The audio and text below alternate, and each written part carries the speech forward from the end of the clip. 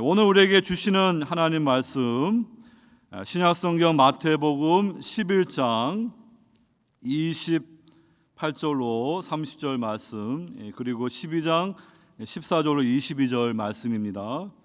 하나님의 말씀을 봉독드립니다.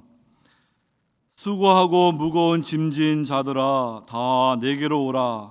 내가 너희를 쉬게 하리라. 나는 마음이 온유하고 겸손하니 나의 멍에를 메고 내게 배우라. 그리하면 너희 마음이 쉼을 얻으리니 이는 내 멍에는 쉽고 내 짐은 가벼움이라 하시니라. 12장 14절로부터 봅니다. 바리새인들이 나가서 어떻게 하여 예수를 죽일까 의논하거늘 예수께서 아시고 거기를 떠나가시니 많은 사람이 따르는지라. 예수께서 그들의 병을 다 고치시고 자기를 나타내지 말라 경고하셨으니 이는 선지자 이사야를 통하여 말씀하신 바 보라 내가 택한 종 곧 내 마음에 기뻐하는 바 내가 사랑하는 자로다. 내가 내 영을 그에게 줄 터이니 그가 심판을 이방에 알게 하리라. 그는 다투지도 아니하며 들레지도 아니하리니 아무도 길에서 그 소리를 듣지 못하리라. 상한 갈대를 꺾지 아니하며 꺼져가는 심지를 끄지 아니하기를 심판하여 이길 때까지 하리니 또한 이방들이 그의 이름을 바라리라 함을 이루려 하심이니라.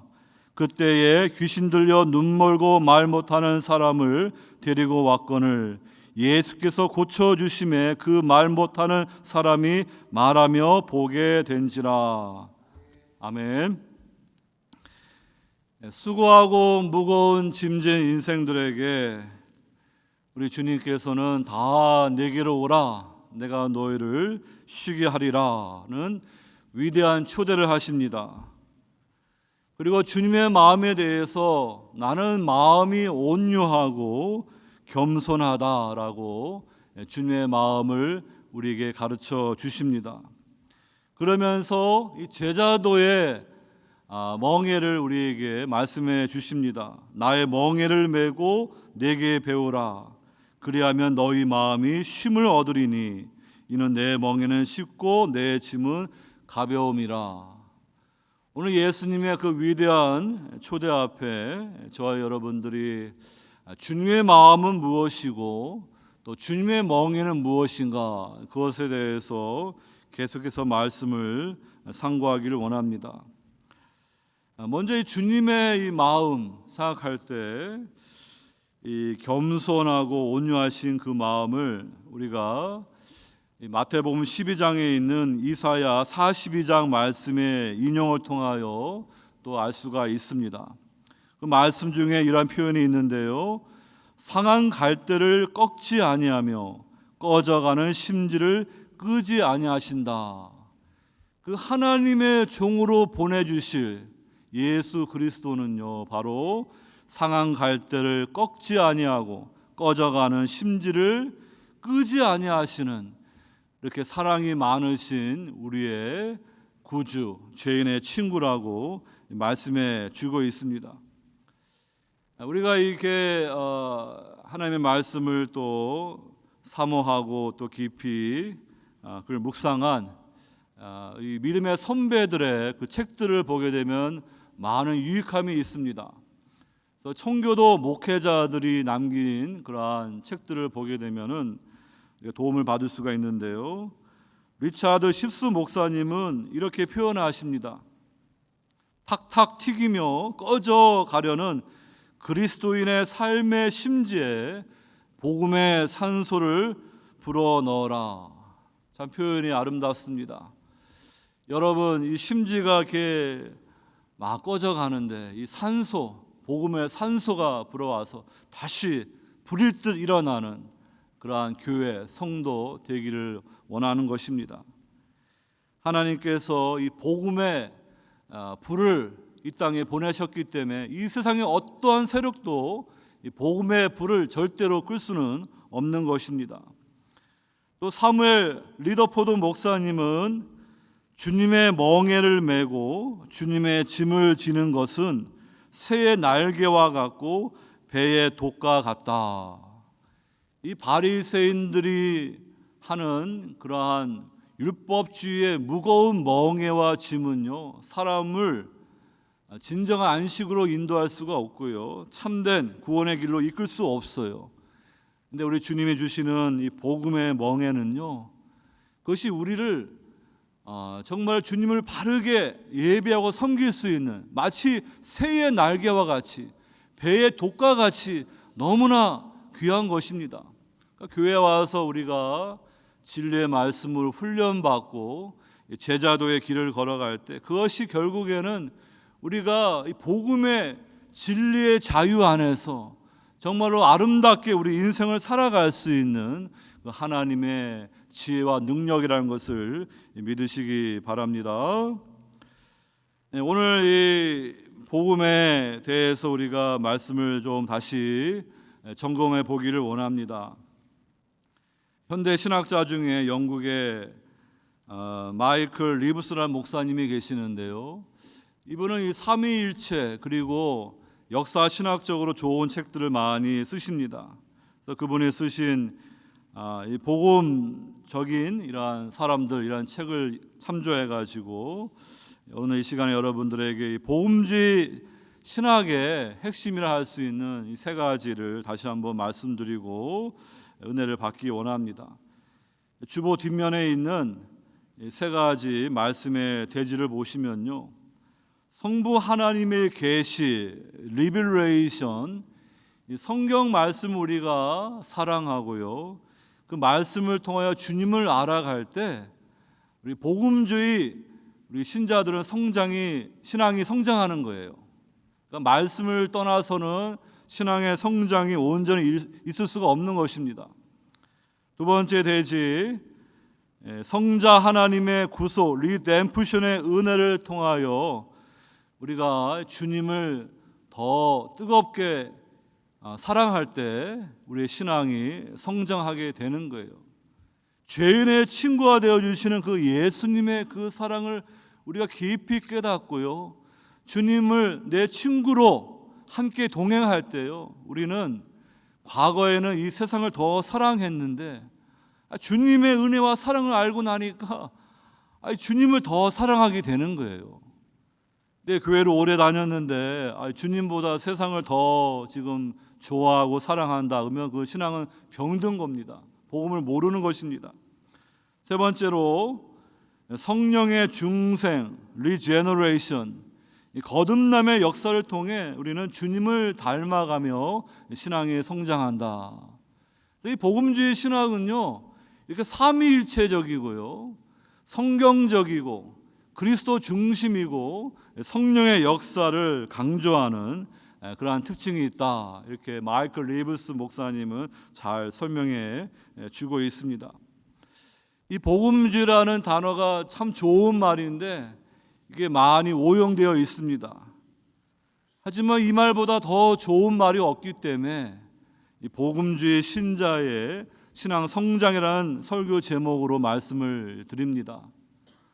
우리가 복음에 합당한 삶을 살아갈 때 우리 교회가 교회다워지고 성도가 세상 사람들에게 경건한 영향력을 줄 것입니다.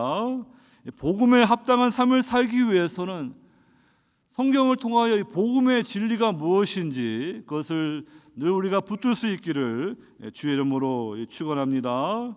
그래서 오늘 우리가 이 마태복음 11장 25절로 보게 되면은 성부 하나님이 교만한 지혜롭고 슬기 있는 자들에게는 하나님의 이 계시의 말씀이 감추어지고 제자들처럼 겸손한 자들에게는 그 계시가 드러난다.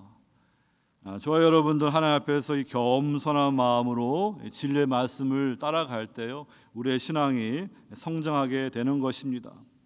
12장 보게 되면은 그 예수님에 대해서 여러 가지로 말씀하는데요, 그 성전보다 더 크신 이다. 성전은 제사를 지내는 곳입니다.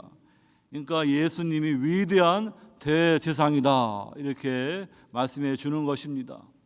또 12장 끝에 가게 되면은 예수님은 요나보다 더 큰 선지자다. 예수님은 위대한 선지자가 되시는 것입니다. 또 솔로몬보다 더 큰 일하고 또 말씀해 주고 있습니다. 예수님은 다윗의 후손으로 오신 평화의 왕이십니다. 그러므로 왕, 제사장, 선지자 이 삼중직을 가진 그리스도, 즉 메시아이신 그 예수님을 우리에게 증언해 주고 있습니다. 우리 예수님은요, 안식일의 주인이라 인자라는 표현을 사용해서 또 우리에게 말씀해 주고 있습니다. 복음의 진리를 통하여서 예수 그리스도가 누구인지, 그리고 예수 그리스도는 무엇을 하시는지 그것을 우리가 깊이 알 때 이 복음의 진리가 우리를 하나님을 바르게 알게 하고 주님을 더욱 사랑하게 하고 성령 안에서 더 주님을 닮아가는 그런 은혜를 허락해 줄 것입니다. 그런데 주님에 대한 말씀 가운데 또 주목할 것이 있는데, 우리 주님은 하나님이 택하시고 기뻐하시는 사랑하는 종이다 라는 표현이 오늘 본문 마태복음 12장 18절에 나와 있습니다. 이사야 42장 1절 말씀을 인용해 가지고 우리 예수 그리스도가 하나님의 택하심을 입은, 하나님이 기뻐하시는 그러한 사랑하는 종이다. 그 예수님의 정체성을 우리가 잘 깨달아서 이 복음의 진리를 통해 여러분들이 다시 한번 이 복음의 산소가 우리 꺼져가는 약한 심주에 불어가지고요, 하나님의 영광에 불타오르는 귀한 은혜가 있기를 주의 이름으로 축원합니다. 첫 번째, 성부의 계시인 성경을 통해 주님을 알아가며 신앙이 자란다, 이 말씀을 드립니다. 미국에서 여론조사를 하게 되면요, 자신에 대해서 나는 복음주의 신자라고 응답하는 비율이 꽤 있습니다. 그런데 이 복음에 관한 핵심적인 질문을 하게 되면요, 전혀 복음적인 고백을 하지 않는데도 나는 복음주의 신자다 이렇게 말하는 분들이 있다는 것입니다. 이 복음주의 신자라고 말하는 사람들이 성경을 제대로 알지 못하고 사실상 성경 문맹인 경우가 많습니다. 그래서 여러분, 내가 이 복음주의 신자라고 말하는 게 중요한 게 아니라 정말로 이 복음이 무엇인지를 바로 알고 있고 그 하나님의 말씀을 최종 권위로 진리의 말씀을 붙들고 있는가, 그렇지도 않으면서 뭐 복음주의 신자라고 그냥 그렇게 말할 수가 있겠습니까? 그런데 이 교회 밖에뿐만 아니라 이 교회 안에서도 이 성경의 권위를 이렇게 훼손하는 그러한 모습들은 우리가 쉽게 볼 수가 있습니다.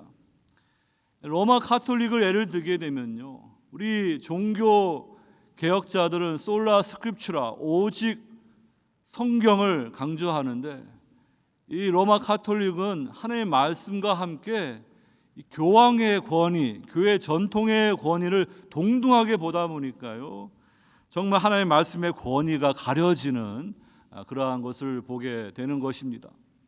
또 이 자유주의 학자들, 교단들은요, 인간의 이성과 감정을 중요하게 보기 때문에 그로 인해서 이렇게 하나님의 말씀이 최종 권위가 되지 못하는 것을 보게 됩니다. 이 자유주의 교단 보게 되면 오늘날 이렇게 동성애 문제 때문에 시끌벅글하고요, 교단이 갈라집니다. 성경에 분명하게 말씀을 하는데도 인간의 이성을 말씀의 권위보다 높이니까요, 그냥 이렇게 동성애도 허락하고 동성애자 목회자를 안수져 가지고 이렇게 이런 PCUSA, UMC 뭐 이런 교단들 보게 되면은 다 이렇게 시끄러운 것을 볼 수가 있는 것입니다. 또 어떤 분들은 성경 번역본을 지나치게 잘못된 방향으로 가가지고요, 원래 하나님의 말씀 히브리어 헬라어된 원본 자체는 없는 거예요. 다 사본이죠. 하나님의 말씀 자체는 이중 저자, 인간이 기록했지만 또한 성령께서 성령의 영감으로 기록했습니다. 오류가 없습니다. 하지만 사본상에는 오류가 있을 수가 있지요. 한국말 성경도 이렇게 번역한 걸 보면 어떤 데 말씀 보면 참 제대로 잘 번역하지 못한 것이 있어서 아쉬울 때가 있어요. 근데 어떤 분들은 이 킹제임스 성경만이 진짜다, 나머지는 사탄이 뭐 이렇게 변개한 것이다, 그러면서 자기들만 바른 성경을 믿고 자기들만 바른 교회, 바른 신자라고 말하는 분도 있어요.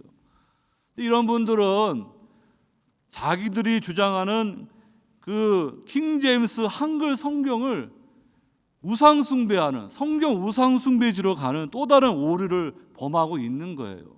그러니까 여러분, 이렇게 하나님의 말씀에 대해서 우리가 잘 알아야 되는 것이고요. 여러분들 각자가 이 말씀의 권위가 어떤지 여러분들 돌아보시기 바랍니다. 하나님의 말씀이 최종 권위인지 우리 인간의 이성, 감정, 전통이 더 중요한지, 하나님의 말씀이 최종 권위라 그러면요, 그 말씀에 순복하게 되고요, 말씀의 인도함을 따르게 될 것입니다. 마가복음 7장 보게 되면은 바리새인과 서기관들이 그 예수님과 제자들을 이렇게 비방합니다. 이 제자들이 이렇게 집에 와서 이제 밥을 먹어야 되는데 손도 안 씻고 밥을 먹는 거예요. 이 바리새인들은 율법 토라를 보호한다는 명목으로 그 바운더리로 장로들의 유전을 만들어 가지고요, 이렇게 시장에 가서 뭐 사마리아 사람들, 이방인들 만나니까 집에 와서 이렇게 정결예법으로 손을 씻고 음식을 먹어야 된다, 위생을 말하는 게 아니에요. 이 바리새인들 왜 이 정결예법을, 장로들의 전통을 지키지 않고 그냥 손도 안 씻고 밥을 먹냐 하고 예수님을 공격하는 거예요. 그러니까 예수님은 그 바리새인들의 그 외식과 위선을 책망하시면서 너희가 하나님의 명령을 저버리고 사람의 전통을 지키는구나. 너희는 너희 전통을 지키려고 하나님의 명령을 그럴듯하게 제쳐둔다. 바리새인들의 어리석음이 이거입니다. 또 하나님을 열심히 섬긴다는 그러한 잘못된 동기가 지나쳐가지고요, 하나님 말씀을 벗어나가지고요 보태는 거예요. 그래가지고 장로들의 전통이 말씀의 권위보다 높아가지고요, 그래가지고 이제 예수님은 장로들의 전통 보니까 이건 말이 안 되는 거예요. 세리의 집에 가서 밥을 먹고 창기들을 용서하고 받아주니까 이거는 바리새인들 보기에 이거는 가짜 메시아다, 도저히 그대로 둘 수 없다. 그래가지고 예수님을 십자가에 못 박는 일에 앞장을 서는 것을 보게 됩니다. 여러분, 이 바리새파의 율법주의로 가게 되면, 율법은 선하고 좋은 것이지만 그것이 오형된 율법주의로 가게 되면요, 겉모양은 거룩한 경건의 모양은 갖추지만 내면에서부터 진정한 변화가 없기 때문에 외식과 이러한 그러한 거짓으로 나아갈 수밖에 없는 거예요. 그래서 예수님은 이어지는 말씀을 통하여 사람이 먹는 게 사람을 더럽게 하는 것이 아니라 이 사람 마음에서 이 음란과 폭력과 더러운 것들이 나온다, 그 마음이 문제의 핵심이다, 이걸 말씀해 주는 거예요. 근데 이 바리새파의 이 주위로 가게 되면요, 겉모양은 그냥 옷을 깨끗하게 입고 손을 잘 닦으니까 11조하고 금식하고 뭐 이러니까 경건해 보일지 모르지만 마음의 본질적인 문제를 고칠 수가 없는 거예요. 그러니까 외식과 교만으로 흘 수밖에 없는 거예요. 이 마음의 죄의 문제는 근본적으로 해결해 줄 수 있는 것은 예수 그리스도의 복음인 거예요. 그 복음만이 우리에게 새 마음, 새 영을 허락해 주시기 때문에 우리가 내면에서도 변화되어서 그래서 이제 거룩한 성도로 성화되는 거예요. 그러니까 처음부터 뭐 이렇게 교회에 다 이렇게 와가지고 변화되는 게 아니죠. 담배 피던 사람도 담배 피고 오는 거고, 술 먹던 사람도 술 먹고 오는 거예요. 그러다 복음을 듣고서 주님을 만나면서 예수님을 나의 구주로 영접하게 되면 자연스럽게 이제 신앙이 자라면서 성숙해져가면서 담배도 끊고 술도 끊고 거룩한 모양이 나타나겠지요. 근데 아무리 뭐 술 안 먹고 담배 안 피지만 그 마음으로는 교만해가지고 다른 사람을 정죄하고 미워하고 하나님의 사랑도 없고 이웃 사랑도 없다, 그거는 하나님이 말씀하는 바른 신앙의 길이 아닌 것입니다. 그래서 여러분, 예수님이 12장 보게 되면은 이 제자들과 같이 이제 안식일날 밀밭 사이로 가는데 수중에 돈이 없는지 너무 배가 고픈 거예요. 제자들이 이렇게 밀밭 사이에서 이삭을 뜯어가지고 이렇게 비벼가지고 배고프니까 먹는 거예요. 근데 하나님은 공의의 하나님이지만 또한 긍휼의 하나님이시기 때문에 정말로 이 가난한 사람들, 과부와 고와 나그네들이 살아갈 수 있도록 그러한 법적인 조치를, 그 경제 평등을 다 토라 말씀을 통해 주셨어요. 그래서 이 제자들이 밀밭 사이로 가면서 이렇게 이삭을 먹는 거는 죄가 아니에요. 근데 낫을 들고 막 그걸 배 가지고 가방에 챙겨가면 그건 잘못된 것이죠. 근데 이 바리새인들이 이걸 보고 지금 안식일에 하지 못할 일을 하고 있다. 이 바리새인들이 지금 트집 잡고 있는 거는 이렇게 뭐 이삭을 먹은 게 문제가 아니라 왜 안식일에 일을 했냐, 그걸 말하는 거예요. 왜 이렇게 그걸 뜯어가지고 비벼가지고 먹었냐, 이거 노동이다. 그러면서 지금 예수님을 책망하는데, 예수님은 말씀으로 그 구약의 다윗의 이야기 또 호세아 말씀을 인용해가지고 그들은 장로들의 전통으로 엉뚱한 걸로 가는데 그 말씀의 핵심이 무엇인지를 가르쳐 주시면서 제자들을 보호하는 거예요. 또 이렇게 안식일에 회당에 들어가니까 이렇게 한쪽 손 마른 사람이 있어요. 이모저진 사항이 아니에요. 이모저진 사항이면 장로들의 율법도 이렇게 끄집어내고 고쳐줘야 돼요. 근데 이건 이모저진 사항이 안 하니까 안식일 고치지 말고 다음날 고치면 되는데, 예수님이 그 안식일날 그냥 고쳐주시는 거예요. 그러니까 이 바리새인들이 이거는 장로들의 율법을 어긴 거다, 전통 어긴 거다. 그러면서 14절에 바리새인들이 나가서 어떻게 하여 예수를 죽일까 의논하거늘. 여러분, 안식일은 복된 날이고요, 생명과 그 다음에 치유와 안식이 있는 날이 되어야 되지 않겠습니까? 그런데 예수님은 그날의 안식일에 참된 정신대로 그 한쪽 손 마른 사람을 고쳐주는데, 겉모양을 율법을 잘 지킨다는 이 바리새인들은 뭐 하고 있어요? 안식일날 모여가지고 지금 저 예수를 어떻게 죽일까 지금 의논하고 있는 거예요. 그 마음에 살인적인 위선이 있는 거예요. 그러니까 이렇게 복음이 아닌 율법주의로 가게 되면은요, 전혀 내면에서부터 진정한 변화가 없다는 것을 우리가 보게 되는 것입니다. 요한복음 18장을 봐도요, 이 바리새인들 제사장들이 예수님을 자기들의 이제 종교 재판으로는 사형을 언도해도 집행을 못 하니까 이 정치 재판으로 빌라도에게 이제 고발해 가지고 예수님이 재판을 받습니다. 근데 그때가 유월절 절기예요. 그래서 이방인인 이 빌라도 로마 사람의 관정에 들어가게 되면 부정 타 가지고 그 유월절 음식을 못 먹는 거예요. 그러니까 관정 바깥에 있으면서 이 빌라도 보고 나오라 해가지고 예수님을 자꾸 고발을 하는 거예요. 그러니까 빌라도는 관정 안에 들어가서 예수님 신문하고 또 바깥에 가가지고 유대인들하고 또 얘기하고 왔다 갔다 하는 거예요. 얼마나 위선적입니까? 자기들은 그 유월절 음식을 먹겠다고 그 로마 총독 빌라도의 그 집에 들어가면은 부정 탄다고 안 들어가면서 하나님의 유월절 어린 양, 세상 죄를 지고 는 하나님의 어린 양 예수 그리스도는 지금 십자가를 지시고 고난 받으시는데, 여러분, 이렇게 이 율법주의가 얼마나 엉뚱한 길로 가는지를 우리에게 말씀해 주고 있습니다. 그러니까 하나님 말씀을 우리가 제대로 이렇게 복음 중심으로 보지 않게 되면 엉뚱한 해석으로 가가지고 이단들처럼 그냥 엉뚱한 해석으로 사람들을 엉뚱한 죄악된 길로 끌고 가는 것을 우리가 조심해야 될 것입니다. 제가 말씀드리고 싶은 것은 하나님의 말씀을 우리가 받을 때 이 어린아이들처럼 겸손한 마음으로 그 말씀을 사모하며 받아야 돼요. 이 바리새인들은 지혜롭고 슬기 있는 자들이기 때문에 그들에게는 하나님의 진리의 말씀이 감추어지는 거예요. 제자들 어린아이들에게는 하나님의 진리의 말씀이 드러나는 거예요. 공부를 많이 해서 그런 게 아니에요.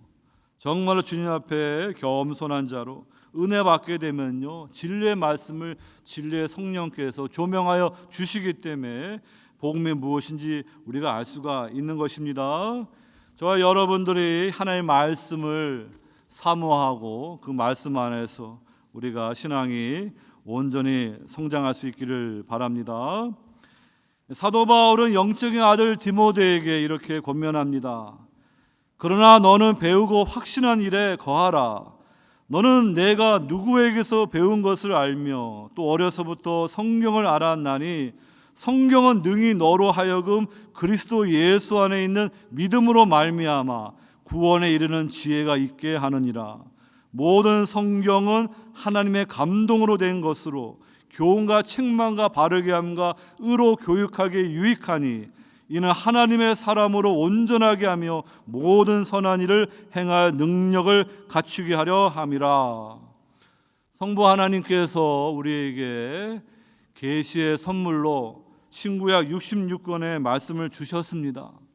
이 말씀에는 영적인 보화가 가득가득 담겨 있어요. 모든 말씀이 예수 그리스도를 바라보게 합니다. 여러분들이 하나님의 말씀을 사모하면서 그 말씀의 보화를 깊이 캐어서 그 말씀을 자기 것으로 만드시기를 주의 이름으로 축원합니다. 이 말씀 안에서 자라가고요, 이 말씀을 바르게 배우지 않으면요, 그 신앙이 견고해질 수가 없는 거예요. 이렇게 체험, 경험도 중요하지만 말씀 중심의 신앙이 아니게 되면요, 이러한 마지막 때 우리가 견고한 신앙으로 이 세상의 유혹과 미혹 앞에서 우리는 너무나 연약한 자가 될 수밖에 없는 것입니다. 하나님의 말씀을 가까이 하며 그 말씀을 통하여 신앙이 더 깊이 자라갈 수 있기를 주의 이름으로 축원합니다. 두 번째로 성자의 구속의 은혜를 통해 주님을 사랑하며 신앙이 자란다. 여러분, 우리가 이 험난한 인생을 살아갈 때 나와 함께 해주는 그러한 친구들이 있는 것이 참 행복입니다. 어려서는 우리 부모님이 나를 너무나 많이 사랑해 주고요, 또 선생님들이 바른 길로 이끌어 주시고요, 또 성장에서는 내 배우자가 내 인생의 동반자가 되어 주어서 함께 기쁨과 슬픔을 나눕니다. 그러니까 우리 배우자가 가장 가까운 친구이죠. 또 특별히 이 교회 안에서 또 목회자를, 또 믿음의 우리 친구들을 만나는 것이 얼마나 큰 기쁨이고 얼마나 큰 축복인지 깨닫게 되는 것입니다. 그런데 인생 살다 보면은 부모님도 먼저 떠나가시고요, 선생도 이제 우리가 떠나가게 되는 것이고요, 형제들도 먼저 갈 수가 있고요, 또 이제 목사님도, 교회 친구들도 이제 또 못 만날 수가 있는 거예요. 근데 우리에게 가장 좋은 친구가 있는데 그분이 바로 예수 그리스도입니다. 예수님을 나의 친구로 모시고 일평생 주님과 이러한 친밀한 사랑의 관계를 맺어가는 것이 신앙의 그러한 모습인 것입니다. 세상 사람들은요, 조건적이기 때문에 나에게 유익이 되고 나에게 도움이 되는 사람이면 옆으로라도 친구 만들려고 해요. 근데 딱 보니까 이게 도움도 안 되고 나한테 신세만 지려고 하는 사람들은 그냥 멀리하고 또 손절하게 됩니다. 괜히 그냥 가까이 했다가 그냥 됨탱이 쓰면 안 되니까. 근데 예수님은 너무나 좋은 친구이신 거예요. 그래서 다른 사람들 같으면 인생의 실패자, 죄인들, 전혀 도움도 안 되는 사람 손절하는데 예수님은 그러한 사람들을 더 사랑하시는 거예요. 그래가지고 그러한 분들을 찾아가가지고 주님이 그 은혜로 그를 회복해 주기를 원하시는 거예요. 사람들이 보니까 예수님 막 세례들, 창기들 이렇게 환영하는 걸 보면서 인자는 와서 먹고 마신다면서 보라, 먹기를 탐하고 포도주를 즐기는 사람이요 세리와 죄인의 친구로다. 이거 지금 예수님을 이렇게 비방하는 욕이거든요. 근데 이게 내가 지금 영적인 파산 상태에 죄인이라는 것을 깊이 깨닫게 되면요, 이거보다 더 좋은 소식이 어디 있어요? 사람들이 자신을 모르니까 착각해요.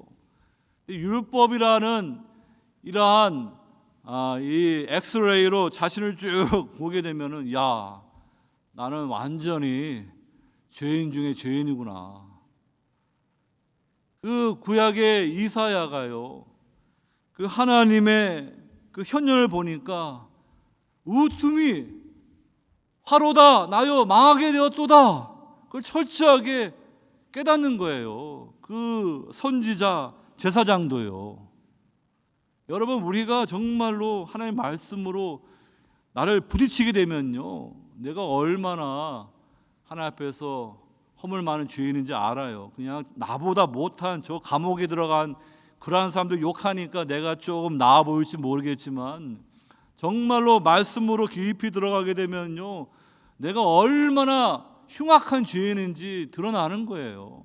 그러니까 원래 이렇게 은혜가 자라게 되면 사도 바울처럼 마지막엔 내가 죄인 중에 괴수라는 고백이 나오듯이요, 더 깊이 내 속에 있는 그러한 죄의 그걸 더 깊이 들여다볼 수 있기 때문에 그런 고백을 할 수밖에 없는 거예요.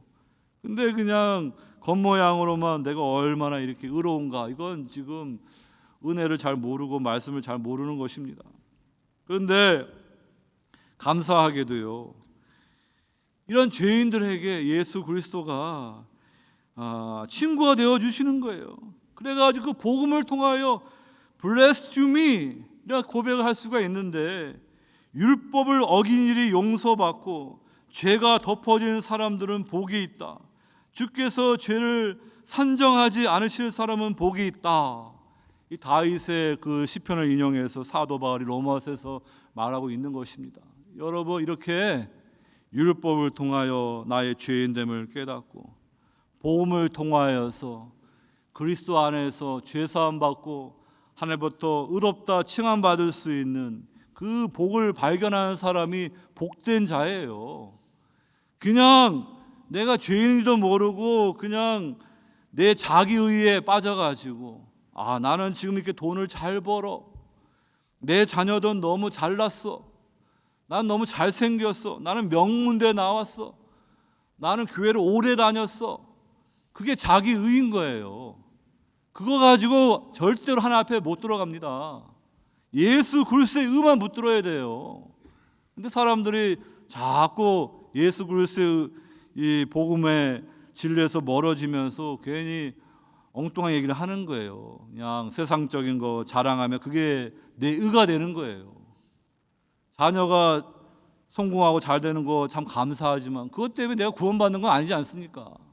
여러분, 그렇기 때문에 저와 여러분들, 내가 죄인인 걸 알고 예수 그리스도가 죄인의 친구가 되어 주셔서 그 주님은 나의 모든 죄를 다 주님의 어카운트에 다 트랜스퍼하게 하시고, 주님의 그 은은 다 내 어카운트에 다 이렇게 트랜스퍼해 줘 가시고 하나님의 앞에서 의로운 자라 칭함받는 이 복이 얼마나 큰 은총인지 깨달을 수 있기를 바랍니다. 오늘 그 예수님은 이 죄인의 친구가 되어 주시고요, 이 12장 우리 본문 말씀 중에서 이렇게 바리새인들은 예수님을 죽일 때 예수님은 그냥 조용히 떠나가십니다. 계속해서 하나님 나라가 임했다는 것을 보여주시기 위해서 병자를 고쳐주시는데, 이 마태복음에는 10개 또는 12개의 하나님의 말씀에 인용됐다는 표현이 나오는데, 오늘 12장 17절 이후로 이렇게 그 이사야 42장 1절로 4절 말씀을 인용해가지고 마태가 기록하고 있습니다. 인용문 중에서 가장 긴 그런 인용문인데, 이 마태가 헬라어로 된 70인역과 히브리어로 된 마소라 번역을 자유롭게 이렇게 사용하면서 오늘 말씀을 기록하고 있습니다. 그래서 여러분, 그 말씀을 잠깐 보시면요, 18절에 보라 내가 택한 종 곧 내 마음에 기뻐하는 바 내가 사랑하는 자로다라고 이렇게 말씀해 주는 것을 볼 수가 있습니다. 이사야 이 40장 이후로 보게 되면은 성경학자들은 제2 이사야 뭐 이렇게 나눕니다. 거기에 보면은 여호와의 종의 노래가 4개 나오는데 그 첫 번째가 42장 1절로 4절 말씀이고요. 그 다음에 이어지는 이제 구절들이 그 여호와의 종을 통하여 하나님 무슨 일을 하시는가, 그 다음에 그 새 일을 하시는 하나님 앞에 찬송하는 말씀으로 쭉 이어지고 있어요. 근데 오늘 이 마태가 그 이사야 말씀을 인용하면서 여기 말하고 있는 종은 헬라어로 우리가 잘 알고 있는 둘로스라는 그런 단어가 아니고 파이스라는 다른 단어예요. 그러니까 이 파이스라는 단어는 아들로도 번역이 될 수 있는 그 주인과 이 사랑의 관계를 갖고 있는 친밀한 그러한 의미가 담겨 있어요. 그러니까 하나님이 말씀하시는 내가 택한 종, 내 마음에 기뻐하는 바, 내가 사랑하는 종, 그 종이 누구이겠습니까? 그래서 이사야 말씀 보게 되면은 거기에 이제 여호와의 종이 누구인가? 이스라엘을 말하는 것인가? 메시아를 말하는 것인가? 고레스 왕을 말하는 것인가? 이렇게 본문마다 이렇게 잘 우리가 분석을 해야 됩니다. 그런데 오늘 마태는 그 말씀을 이제 예수 그리스도의 성취로 오늘 말씀하고 있어요. 그러면서 그 예수 그리스도에게 하나님이 기뻐하시는 종에게 이 하나님의 영이 이제 충만히 부어져서 이방의 심판을 알게 하겠다 이렇게 말씀하고 있는 것입니다. 여러분 이 하나님이 이 내 사랑하는 아들이요 내가 기뻐하는 자로다. 시편 2편 말씀과 이사야 말씀 대표적인 말씀을 인용해 가지고 예수님이 공생애 때 세례 요한 통하여 세례 받을 때 하늘이 열리고 성령이 비둘같이 임할 때 하늘로부터 그 음성이 임했어요. 또 17장에 예수님이 변화산에서 그 용모가 영광스럽게 변할 때 또 그 말씀이 임했습니다. 이 중간에 이렇게 이사야 말씀을 인용해서 여기서는 종을 강조하시오. 보라 내가 택한 종 곧 내 마음에 기뻐하는 바 내가 사랑하는 자로다 이렇게 나와 있다는 것을 아시기 바랍니다. 그 성령을 부어주셔서 이방의 심판을 알게 하겠다. 오늘 이 신약 성경 말씀의 심판을 이렇게 영어 성경에 justice, judgment로 표현되어 있는데 이 구약의 이 이사야 42장의 말씀 보기엔 3번에 걸쳐서 이 하나님의 정의를 말하는 미슈파트라는 히브리어로 되어 있습니다. 그러니까 그 여호와의 종을 통하여서 하나님의 정의가 이제 실현될 때 상한 갈대와 같고 꺼져가는 심저 같은 그 인생들이 회복되게 되는 것이고요. 섬들, 열방들이 그 복음의 좋은 소식을 듣고 하나님 앞에 나오게 되는 그 여호와의 종이 하시는 그 일을 예언하고 있는 그 말씀인 것입니다. 그러니까 여러분 우리 예수 그리스도는요 바로 그 이사야 42장이 가리키고 있는 하나님이 택하신 하나님이 기뻐하시는 사랑하는 종이라는 것을 말씀해 주시기 바랍니다. 복음서 전반에서는 제자들 통하여 주는 그리스도시요 살아계신 하나님의 아들이라는 고백을 받으신 후에 복음서 후반에서는 하나님이 예수 그리스도가 어떻게 구원 일을 하시는가, 바로 하나님이 택하시고 기뻐하시는 사랑하는 종으로서 십자가에 죽으시고 부활하심으로 구속의 역사를 이루실 것을 말씀해 주는 것입니다. 여러분 이 이사야 말씀에서는 역사적인 정황 속에서 이 바벨론 포로에게 주시는 그런 말씀이에요. 이 고레스 왕이 하나님이 그를 세우시니까요. 메데 파사의 고레스 왕이 이제 바벨론 그 강한 제국을 이제 망가뜨리고요. 열국을 이제 다 이렇게 짓밟습니다.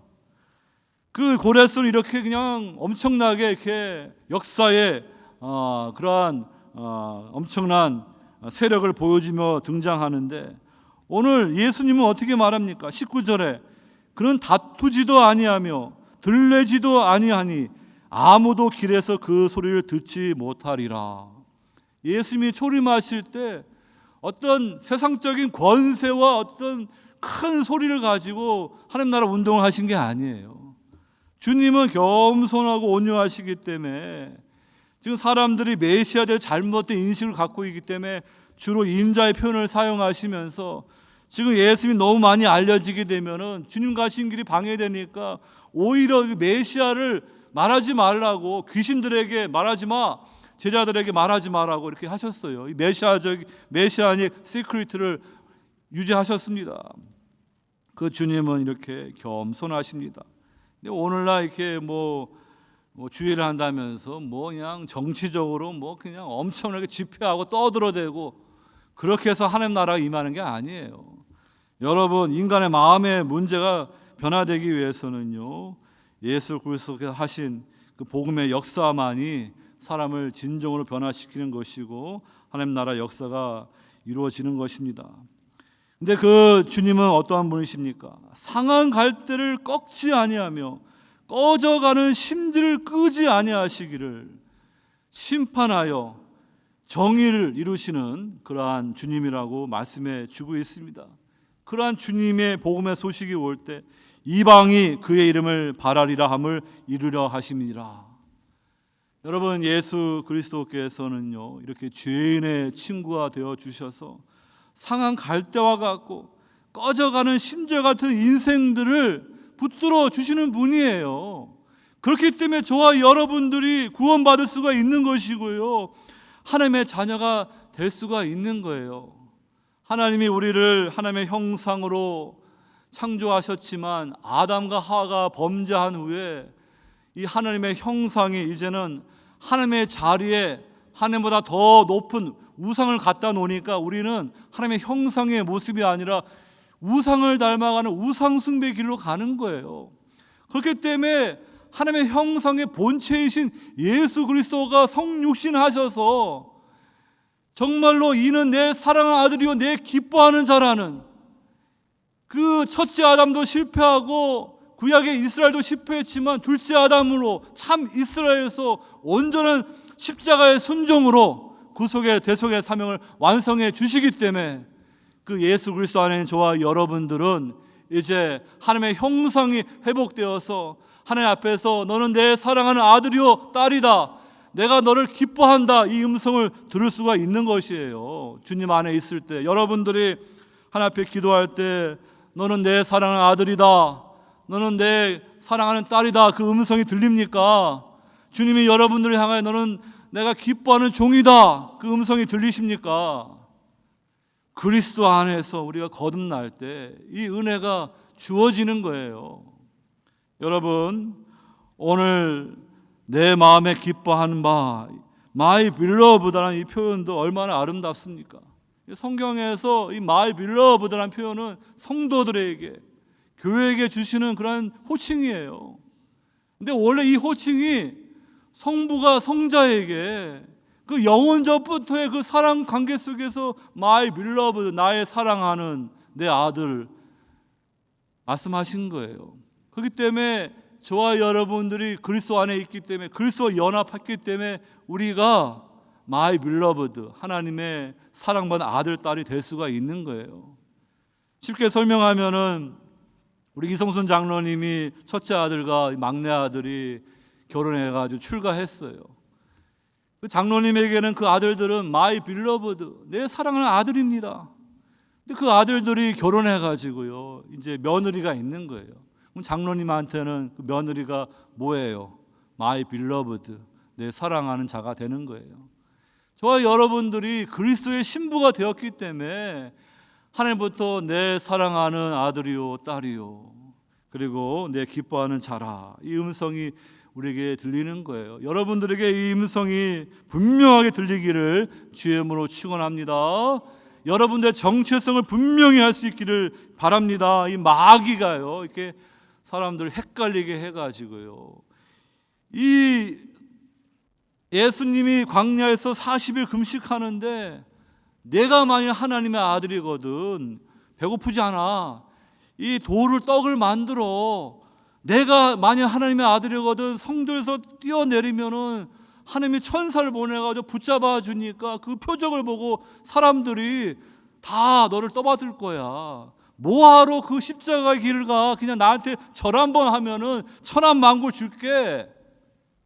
근데요, 우리 주님은요, 내 사랑하는 아들이요, 내 기뻐하는 자, 그 음성을 하나님부터 받으신 분이기 때문에요, 마귀야, 뭐 그딴 소리 하냐, 신명기 말씀을 쫓아내는 거예요. 그러니까 여러분들이 말씀으로 무장되고 하나님의 사랑받는 자녀라는 분명한 그 확신을 가질 때 이 마귀가 이렇게 거짓말하는 거 분별하고 쫓아내는 거예요. 근데 말씀이 이게 헷갈리게 되면은 이 하와처럼 이 선악과를 먹으면 죽을까 말까 이렇게 헷갈려가지고 마귀한테 아니 먹으면 안 죽어, 하나님처럼 될까봐 못 먹게 하는 거야, 이런 식으로 그냥 흐릿하게 말씀을 알게 되면요, 그 어떻게 진리의 싸움에서 이기겠습니까? 여러분, 우리는 이렇게 예수 그리스도 안에서 이러한 구속의 그러한 사랑을 받은 자입니다.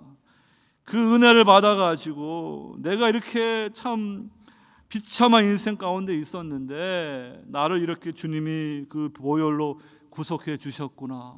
그래서 잃어버렸던 하나님의 형성이 회복되어서 하나님의 사랑받는 아들, 딸이 되고 하나님의 기뻐하시는 선한 일에 내 인생이 들어질 수가 있구나. 그것이 우리가 추구해야 될 거예요. 여러분, 그러므로 그러한 성도들이 하나님의 은혜를, 주님의 은혜를 깨달아서 주님을 더 사랑하게 되는 거예요. 신앙생활 하게 되면 주님을 더 사랑해야지 왜 거꾸로 왜 세상을 더 사랑합니까? 뭐 잘못된 거 아니겠습니까? 여러분, 주님을 더 사랑하는 성도로 신앙이 아름답게 자라가길 주의 이름으로 축원합니다. 마지막 세 번째로 성령의 중생의 역사를 통해 주님을 닮아가며 신앙이 자랍니다. 시간이 많이 가서 간단히만 말씀을 드립니다. 오늘 예수님께서 하나님 보내신 종이라 말할 때 성부 하나님이 내가 내 영을 그에게 줄 터이니라고 성령에 대해서 말씀이 나오고요. 이어지는 말씀 보게 되면은 예수님이 귀신 들려 눈 멀고 말 못하는 사람을 고쳐 주시니까 사람들이 다윗의 자손이 아닌가 이렇게 다들 지금 이렇게 생각하는 거예요. 이 다윗의 자손이라는 표현은 메시아를 말하는 것입니다. 그랬더니 이 바리새인들이 마귀의 하수인이 돼가지고 사람들이 예수님을 쫓아갈 것 같으니까 아니다, 이거는 귀신의 왕 바알세불의 힘을 빌어가지고 하는 것이다 하고 예수님의 성령의 역사를 회방하는 거예요. 여러분, 이 무당은요 장난치는 것이죠. 귀신의 힘을 빌어서 귀신을 쫓아내면서 귀신들끼리 서로 짜고 치는 거예요. 그거는 귀신의 장난이고, 지금 예수님이 성령의 능력으로 귀신을 쫓아내고 병자를 고치시고 맹인의 눈을 뜨시게 하는 것은 다 구약 성경의 이사야 말씀에 다 메시아가 왔을 때 도래될 그런 표적인 거예요. 그러니까 이건 부인할 수 없는 표적인데도 이 바리새인들은 마귀의 하수인이 돼가지고 예수님이 하신 것을 이 귀신이 하는 일이라고 이렇게 성령 모독죄로 나가는 거예요. 주님은 어떻게 말씀하십니까? 내가 하나님의 성령을 힘입어 귀신을 쫓아내는 것이면 하나님의 나라가 이미 너희 가운데 임하였느니라. 주님의 그러한 이 귀신을 쫓아내는 역사가 바로 하나님의 나라가 초림 가운데 임했고요. 이제 비밀스럽게 겨자씨가 큰 나무가 되듯이 누룩이 번져가듯이 이제 하나님 나라는 왕성해지는 거예요. 주님의 재림하실 때 가시적으로 물리적으로 주님 재림하시고 이제 하나님의 영광이 드러나게 될 것입니다. 여러분, 오늘 하나님께서 계시로 우리에게 신구약 말씀을 주시고 그것이 바로 예수 그리스도를 바라보게 하고요, 그 다음에 성자 하나님이신 예수 그리스도의 은혜로 저와 여러분들이 하나님의 자녀가 되었습니다. 그것을 하기 위해서는 반드시 우리가 예수님의 십자가 공로로 죄사함을 받고 성령으로 중생해야 돼요. 거듭나야 돼요. 주님 분명히 이 니고데모에게 물과 성령으로 거듭나지 않으면 하나님 나라를 볼 수도 없고 하나님 나라에 들어갈 수 없다. 바로 이 성령의 역사가 바로 저와 여러분들이 하나님의 자녀가 되게 하고 하나님 나라에 들어갈 수 있게 하는 거예요. 창세기에서도 하나님이 말씀으로 천지를 창조하실 때 하나님의 영이 수면에 운행하듯이 이 구속의 역사도 마찬가지, 성삼위 하나님이 함께 하시는 거예요. 그러니까 여러분, 우리를 거듭나게 하셔야지 말씀이 들리는 거예요. 주님의 영광이 보이는 거예요. 교회 오래 나왔는데도 전혀 말씀이 안 들려, 이해가 안 되고 주님의 영광이 보이지 않는 것은 어쩌면은 성령의 역사가 없고 성령 받지 못했기 때문에 여전히 영적인 맹인, 영적인 귀머리기 때문에 말씀이 안 들리는 거예요. 그런 분들은 복음의 초청을 받고 수고 무거운 짐진 자들아 다 내게로 와, 내가 너를 쉬게 하는 그 말씀 앞에 자신이 주인됨을 인정하고 예수 그리스도를 구주로 영접해서 새 마음, 새 영을 받아야지 이제 하나님의 말씀을 순전하게 어린아이처럼 먹게 되는 것이고요. 신앙에 자랄 수 있는 거예요. 그냥 인간의 이성으로 하나님의 말씀을 이해하는 게 아니에요. 오늘 저와 여러분들에게 이 성령의 놀라운 역사로 하나님 자녀가 되어서 그리스도를 닮아가는 그러한 신앙의 성장이 있기를 주의 이름으로 축원합니다. 제가 이렇게 유튜브 지난주에는 뭐 이렇게 갑자기 뭐 어떤 영상이 하나 떴는데요. 그 영상의 내용은 이 중국에 있는 어떤 공무원이 이렇게 낮에는 이제 착실한 공무원, 또 집에서는 남편, 아버지인데 그 자기 집에다가 이제 지하실에다가 이제 지하실 하나 이제 얻어가지고 거기다가 깊이 땅을 파가지고 감옥 같은 걸 만들어 놓고 이 여자들을 납치해가지고요. 그 사람들을 이제 이렇게 음란한 동영상 찍게 해가지고 돈을 벌게 하는 이제 그 짓을 하는 거예요. 그래가지고 이 여자들 힘없는 여자들 이제 나이트클럽 이런 데는 이렇게 뭐 술집 직원들은 이렇게 일을 잘 간두니까 이게 실종돼도 사람들이 안 찾으니까 그런 사람들 탁해해가지고 이렇게 납치해가지고 인질 삼아가지고 가두면서 땅 파괴하고 밥도 안 주는 거예요. 밥 안 주면 힘이 없고 약해지죠. 그러다가 그 다음날 밥 주고 그러면서 이제 몇 달이 지나면서 이제 쇠뇌를 시키는 거예요. 처음에는 가해자이고 자기를 가두는 그런 나쁜 놈인데 시간이 지나다 보니까 이제 그 사람을 이제 의지하게 되고 그를 이제 옹호하게 되고 변호하게 되는 그걸 스톡홀름 증후군이라고 합니다. 가해자인데 그 사람을 이제 의지하고 좋게 여기는 거예요.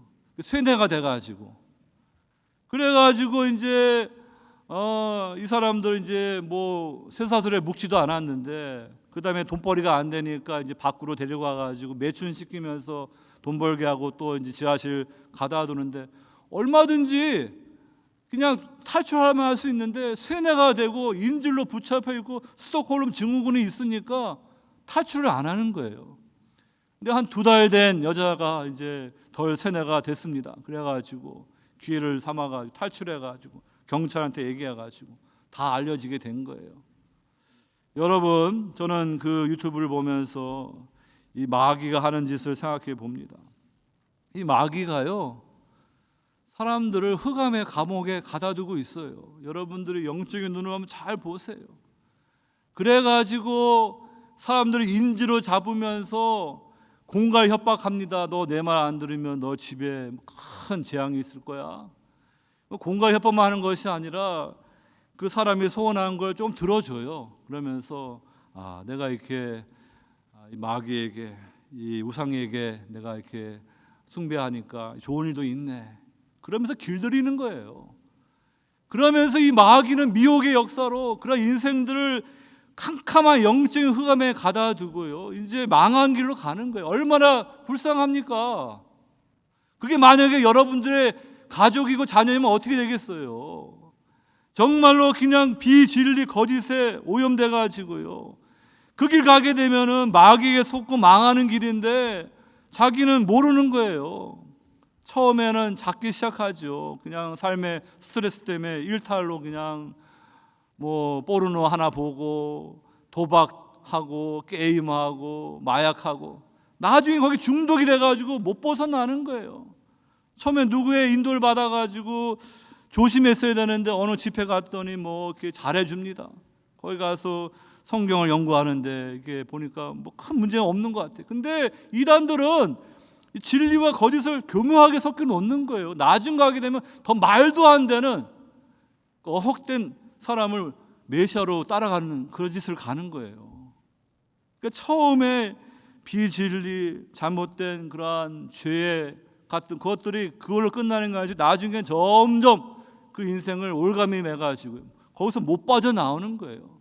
그렇게 마귀에게 붙잡혀서 인생 허비하다가 마귀가 주는 거, 육신의 정욕, 안목의 정욕, 이생의 자랑을 따라 이 세상의 전부인 것처럼 그렇게 속고 살다가 또 그냥 마귀가 인생을 피폐하게 만들어서 그냥 인생을 그냥 엉망진창으로 그렇게 고통 가운데 살다가 교회도 못 나오고 신앙생활도 못하고 그렇게 살아가는 인생들, 우리 주님이 불쌍히 여기시는 거예요. 그 영혼들이 감옥에 묶여있기 때문에 하나님이 이제 주의 종 그리스도를 보내가지고 뭐라고 말씀하십니까? 나 여호와가 의로 너를 불렀은즉 내가 내 손을 잡아 너를 보호하며 너를 세워 백성의 언약과 이방의 빛이 되게 하리니 내가 눈먼 자들의 눈을 밝히며 갇힌 자를 감옥에서 이끌어내며 흑암에 앉은 자를 감방에서 나오게 하리라. 우리 제일 프리즘한 감옥이 아니에요. 눈에 보이지 않는 그런 영적인 감옥이 있어요. 이 마귀에게 인주로 잡혀 있는 인생들 많습니다. 여러분, 그 인생들이 사랑하는 부모이고 배우자이고 자녀이고 형제이고 친구이면 어떻게 되겠습니까? 얼마나 안타깝습니까? 그들을 위해서 기도해 줄 수 있고 그들에게 복음을 전할 분이 누구예요? 먼저 하나님의 은혜로 구원받아서 이 흑암의 권세에서 건진받아서 하나님의 아들 사랑의 나라로 들어간 하나님 나라 백성된 저와 여러분 아니겠어요? 그러니까 여러분들이 오늘 예수님은 죄인의 친구라는 이 말씀을 붙드시고 그 영혼이 이제 더 이상 이제 죽음으로 끝나지 않다면 아직까지 기회가 있는 거예요. 그 영혼들 위해서 기도하시고요, 복음을 전하시고, 예수님은 죄인의 친구이다. 너희 인생이 지금까지 주님 떠나서 아무리 망가졌어도 주님은 오히려 그런 사람들을 더 기뻐하시고 더 사랑하시고 더 친구 삼아 주셔. 그 주님 앞에 돌아오면 주님이 다 너의 죄를 다 담당해 주시고 너 인생을 회복해서 하나님의 형상에 입어서 하나님의 사랑받는 자녀 아들 되게 해 주실 거야. 그 복음을 전하는 여러분 다 되시기를 주의 이름으로 축원합니다. 그래서 이 복음의 진리로 잘 훈련되어서 성령의 능력으로 힘있게 이 마귀에게 인주로 잡혀있는 불쌍한 영혼들에게 이 복음을 힘써 전하는 우리 모든 성도 되시기를 주의 이름으로 축원합니다.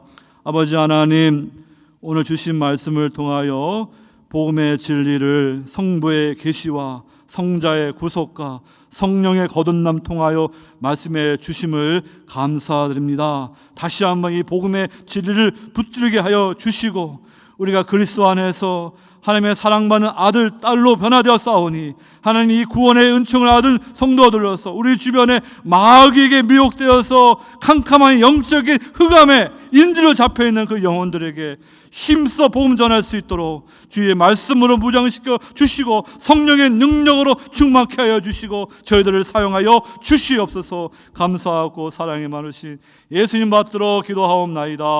아멘.